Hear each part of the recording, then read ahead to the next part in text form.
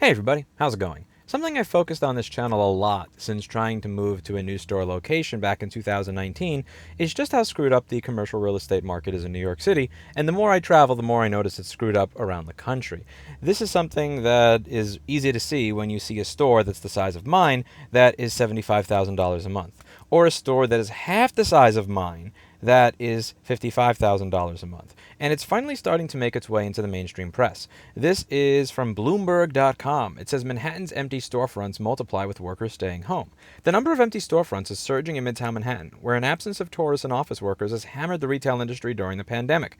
Now, it has hammered the retail industry during the pandemic. However, many of the places when I was looking for a new store location back in 2019, 6 months before anybody had heard of COVID, were empty, and they were asking $30 to $50 to $70,000 a month for places that were absolute garbage. So one thing that's really important to understand is that we already had a real estate bubble going prior to the pandemic. This just started to reveal just how ridiculous it is.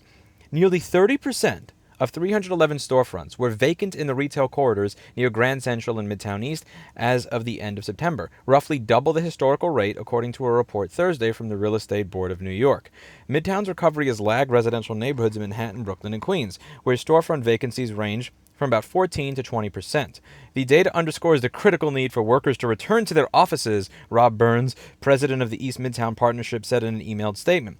With every passing day, our retail and dining sectors suffer, resulting in vacant storefronts and lost jobs. Now, I disagree with what he had to say there. It is not about more people returning to the office. It doesn't matter how many people are in the office. It doesn't matter if you double the population of New York City right now to the point where a space the size of Knoxville, Tennessee had 16 million people. This is not worth $75,000. This little gift shop over here is not worth $50,000, and those are the asking prices for these spaces. If you go through any of my dead city walkthroughs that I have on this playlist that I will link down below, one thing you'll notice is that it is not just one or two or three stores. Often an entire block will be completely vacant.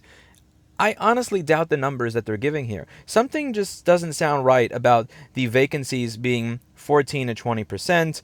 Or even 30%. I would dare say that you're closer to 50 or 60%. And again, all you need to do is walk through the city with a camera and you will see this plain as day. The article goes on to continue that as of September 29th, only 29% of workers were back at their desks in the New York metro region, according to data from Castle Systems. The slow return of Manhattan workplaces has led to a rise in office supply, which reached a record high during the pandemic as companies evaluate how much space they need.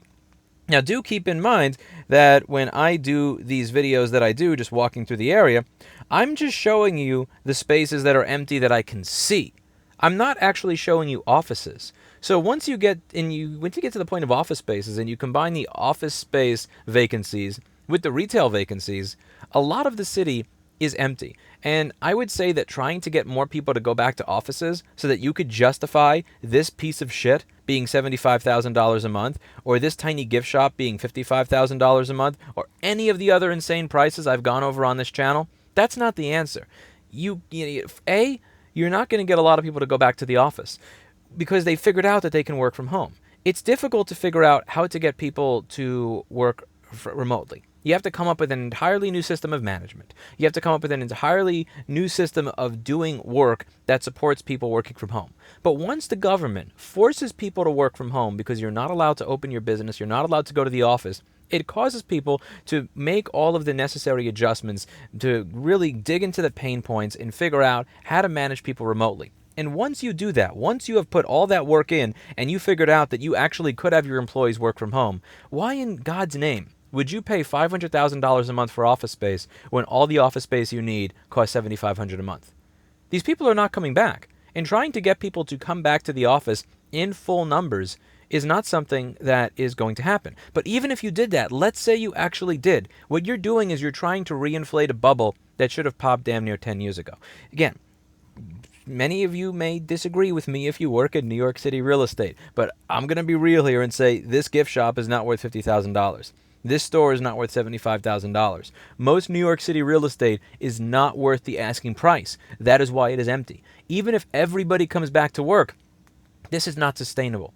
Many people that have lived in the city for 32 or 33 years like me are aware of what it's like in many of these areas, where you walk through a block, there'll be a restaurant or there'll be a small shop or a business. It'll be there for 6 to 18 months and then it closes. Then it's vacant, then somebody moves in and they're there for 6 to 18 months and then it closes. And rinse, repeat, rinse, repeat, rinse, repeat. Now, many small businesses fail. I'm not saying that all small businesses fail due to a bubble in commercial real estate.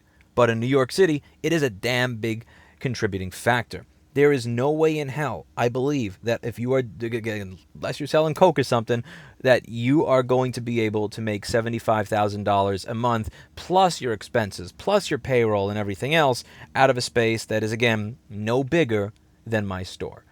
Maybe I'm being salty, maybe I'm just not as good at business as many of you out there who claim that you could make this work, but this was never sustainable. And when people say, we need to get everybody back to work, you all need to go back to work so that our bubble can get reinflated, it just strikes me the wrong way. It really does, because they're completely ignoring the fact that this is not sustainable to begin with. Rather than focusing on how can we actually deflate this bubble, get property prices back to something that's even remotely usable so that the city is not entirely vacant, we have to focus on, no, everybody needs to go back to the office.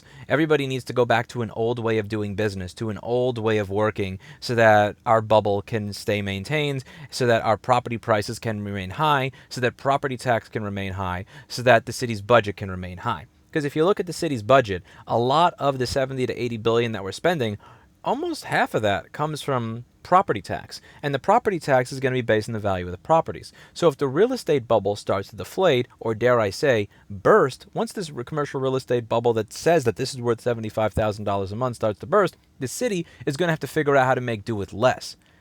And that's very difficult when you take a look at our budget and how much it is bloated in this city. I don't think it makes sense to focus on this from the standpoint of how to get people back to the office. It makes sense to focus on it in terms of how is this worth this much to begin with. Because if you look at my bike ride videos, you'll see that there are a lot of people in New York City. When I did my bike ride video on Saturday night just a few days ago, you will see that there are lots of people out. There's lots of people walking around, having fun, partying, doing all the fun things that they do in New York City. There is no shortage of people here right now to actually come up with businesses that you can do things.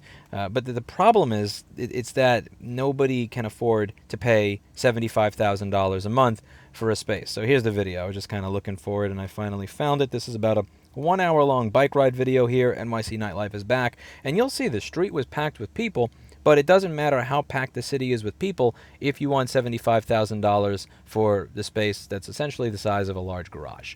Let me know what you think in the comments down below. That's it for today. And as always, I hope you learned something. I'll see you all in the next video. Bye now.